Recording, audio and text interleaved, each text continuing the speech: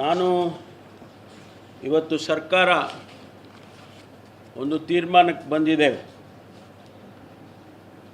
ಇನ್ನು ಮುಂದೆ ಇಂಥ ಘಟನೆಗಳು ಯಾವುದು ಕೂಡ ನಡೀಬಾರ್ದು.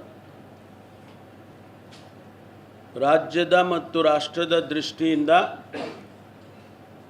ಇಂಥ ಘಟನೆಗಳು ಮತ್ತೆ ಮರುಕಳಿಸಬಾರ್ದು ಅಂಥೇಳಿ ನಾವು ಒಂದು ಹೊಸದಾಗಿ ಒಂದು ಕಮ್ಯುನಲ್ ಟಾಸ್ಕ್ ಫೋರ್ಸನ್ನು ಆ್ಯಂಟಿ ಕಮ್ಯುನಲ್ ಟಾಸ್ಕ್ ಫೋರ್ಸನ್ನು ಯಾವ ರೀತಿ ಆ್ಯಂಟಿ ನಕ್ಸಲ್ ಫೋರ್ಸ್ ನಾವು ಮಾಡಿದ್ದೋ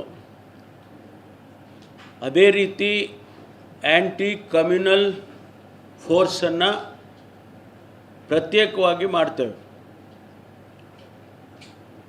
It is going to be on the lines of anti-Naxal force. ಅದು ಪ್ರತ್ಯೇಕವಾಗಿರುತ್ತೆ. In coordination with the police, regular police, ಅವರು ಕೆಲಸ ಮಾಡ್ತಾರೆ. ಅವರಿಗೆ ನಾವು ಕೊಡುವಂಥ ಮ್ಯಾಂಡೇಟ್ ಏನಂತ ಹೇಳಿದರೆ,